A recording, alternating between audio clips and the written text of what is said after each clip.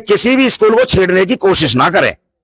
सरकार इनको बंद करने की या गलत नियत से ये काम कर रहे हैं, सरकार शिक्षा देने का। और भाई फरीदाबाद का बड़ा जागरूक मीडिया है, हमारी बात तो तुरंत आज आप कवर कर रहे हो, शाम तक पहुंच जाएगी और पूरे हरियाणा में छा जाएगी। और आपका भी मीडिया का मैं शुक्रगुजार हूं कि हमारी बात को आप सरकार तक पहुंचाते हो, ये हमें बहुत खुशी है। और ये किसी स्कूल की तरफ ताक झांक करेंगे या किसी को परेशान, डीओ की तो कोई मजाल ही नहीं है, मैं फरीदाबाद का हो चाहे गुड़गामा का हो चाहे बघेल साहब हो, क्योंकि हमारे पास वो लेटर हैं। तो डीओ से भी ये संकेत है कि डीओ इस तरह की हरकत पहले भी कर चुके थे, उनको हमने कोर्ट में भी घसीटा था और वो परेशान भी हुए थे। तो इसलिए फिर भी उनको नसीहत इस बात की कि वो कोई ऐसा काम ना करें। कोई स्कूल ब्लैक लिस्ट नहीं है। बल्लभगढ़ प्राइवेट स्कूल एसोसिएशन के बैनर तले आज एक मीटिंग का आयोजन है। आप देखेंगे ऑल हरियाणा प्राइवेट स्कूल्स के तमाम जो पदाधिकारी हैं फिलहाल ऐसे मौके पे मौजूद हैं। इस समय स्कूलों में जहां तक कहें तो एग्जाम चल रहा है, लेकिन अचानक से ये मीटिंग बुलाकर बल्लभगढ़ प्राइवेट स्कूल एसोसिएशन अपने बैनर तले क्या कुछ अपडेट है, क्या मैसेज देना चाहते हैं, वो देखना जरूरी है। प्रधान जी, कैसे अचानक से मीटिंग बुलाना हो गया? नहीं, अचानक नहीं, बहुत दिन से तय चल रहा था कि बल्लभगढ़ प्राइवेट स्कूल एसोसिएशन के तत्वाधान में बैनर के तले आज हमने फरीदाबाद के साथियों के साथ होडल के, गुड़गाम के, नूह के या आसपास के पलवल के प्राइवेट स्कूल संचालकों की एक संयुक्त मीटिंग यहाँ इकट्ठी बुलाई नवज्योति स्कूल आदर्श नगर बल्लभगढ़ में। और मीटिंग का मुख्य प्रयोजन ये रहा है कि पिछली बार बड़ी पीड़ा हुई, बड़ी कष्ट हुआ कि सरकार ने जो 2003 से पहले टेम्परेरी स्कूल चले आ रहे हैं पुरानी नियमावली पर, उनको एक्सटेंड देने बड़ी आनाकानी की और सरकार से बड़ी रिक्वेस्ट की, बड़े ज्ञापन दिए मंत्रियों को, विधायकों को, आप सबको कवर करते थे। और बड़े देर सवेर उन्होंने हमको मान्यता तो दे दी, एक्सटेंशन तो दे दिया, लेकिन हमारी जो एक यूनिटी थी उसको तोड़ने का सरकार ने काम किया।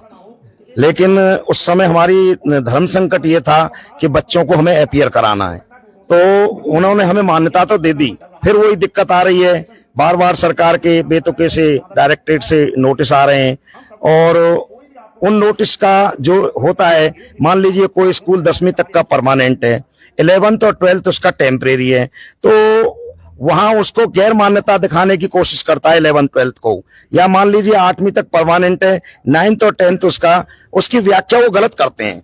तो हमारा इस चैनल के माध्यम से, मीडिया के माध्यम से डायरेक्टरेट को भी और डीओ फरीदाबाद को भी ये सीधा सीधा संकेत है कि आप सोच समझकर काम करें, क्योंकि कोई भी स्कूल जिस स्टेटस तक चल रहा है आप उसको कैसे नकार सकते हैं।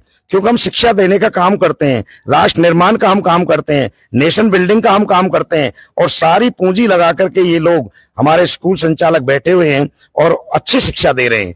और आपने कवर भी किया था, स्टेट टॉपर अवार्ड भी हमने किया है 2023 का, जिसमें 107 स्कूलों के 107 बच्चों को जिनका 99 से शुरू होकर के 80 तक के नंबर थे। तो कैसे, और इसमें ये भी हम कहना चाहते हैं कि सरकार हमें कोई आर्थिक सहयोग भी नहीं देती। जब आर्थिक सहयोग सरकार नहीं देती और सरकार आरटीई का बहाना, क्योंकि राइट टू एजुकेशन जो है कि 8वीं तक तो सभी बच्चों को शिक्षा देना है, तो मैं चैनल के माध्यम से ये कहना चाहूंगा कि जब इसी के कमरों में बैठकर डायरेक्टरेट फैसला लेता है कि भाई आईटी का एजुकेशन देना है, कोई स्कूल 8वीं तक वो एजुकेशन दे रहा है, तो कहीं सड़क पर तो देगा नहीं, गली मोहल्ले में नहीं देगा, कमरों में देगा, 200 400 500 गज में देगा। तो एक सरकार हमें कागज देती है एफिलिएशन का, मान्यता का, तो बार बार वो हमारे स्कूल संचालक परेशान होते हैं। तो मैं इस चैनल से ये कहना चाहता हूं सभी हरियाणा के डीओज को कि अभी दूसरे जिले में भिवानी का भी है, हिसार का भी है, और उस लेटर की वो गलत व्याख्या कर रहे हैं। तो मेरा सीधा संकेत ये है कि फरीदाबाद का डीओ, पलवल का डीओ, गुड़गाम का डीओ उस लेटर की गलत व्याख्या नहीं करें। हमारा ये सख्त संदेश है उनके लिए, क्योंकि पहले भी एक बार इन्होंने गलत लिस्ट निकाल दी थी, तो हमें चंडीगढ़ जाकर के उस लिस्ट को दुरुस्त कराना पड़ा था। सरकार की उसमें बहुत फजीयत हुई थी। बहरहाल मीटिंग का क्या निष्कर्ष निकला? जो तमाम साथी हैं, अगर परेशान है, आप बता रहे जिस तरीके से, तो क्या मामला है, किस वजह से परेशानी आ रही है, ताकि ऊपर तक ये बात जाए कि ऐसी परेशानी? देखिए, ये क्या होता है कि जब टेम्परेरी मान्यताएं एक्सटेंड करते हैं तो वो 1 साल के लिए करते हैं, और 31 मार्च तक हम सभी स्कूल संचालक उस मान्यता में हैं। तो समय रहते हमने मीटिंग का आयोजन इसलिए किया है कि हम डीओ को भी अवगत करा दें, मंत्री जी को भी अवगत करा दें, शिक्षा मंत्री से भी हमें अप्रोच कर लें और डायरेक्टरेट को भी अपना संकेत दे दें। और यदि हमारी कहीं सुनवाई ये नहीं करते हैं और इन नियमों का उल्लंघन करते हैं तो हम हाई कोर्ट का दरवाजा भी तुरंत खटखटाएं, जिससे कि हमारे स्कूलों का, चाहे वो 2003 से पहला है या 2004 का या 7 का है, परमिशन प्राप्त है। क्योंकि इन्होंने 2-2 लाख रुपए बॉन्ड राशि भी ली है और एक लेटर इन्होंने निकाला था कि हम 2 साल के लिए आपको एक्सटेंशन देंगे 28 मार्च को। उसका हमने विरोध भी किया था। इस लेटर को 31 को इन्होंने वापस ले लिया था, फिर निकाल दिया 18/10 को, 23 को, कि हम इस साल के लिए दे रहे हैं।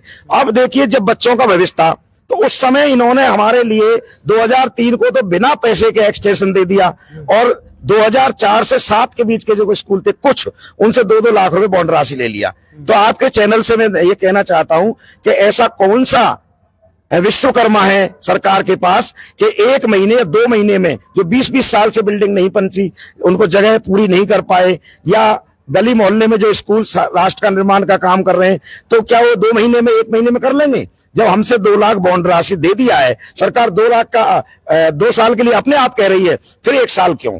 तो ये सब बातें इसमें आ रही हैं और सरकार को हम ये अवगत करा रहे हैं और नहीं माने तो आज हमारे सभी स्कूल संचालक पहुंचे हैं जो परेशान हैं, पीड़ित हैं, और अलग अलग जिलों में भी मेरी बात हो रही है। आज कैथल में भी मीटिंग है, कल रोहतक में हुई है, भिवानी में आज मीटिंग है, तो सब जगह ये मीटिंग चल रही है और हम जो है सरकार से तो अपनी बात रखेंगे। साथ साथ इन्होंने आज फैसला किया है कि दोनों पक्षों को मजबूत रखो, कि सरकार, क्योंकि लिखा हुआ लेटर सरकार का, डायरेक्टरेट का, जब 2 साल का दे दिया तो 1 साल क्यों?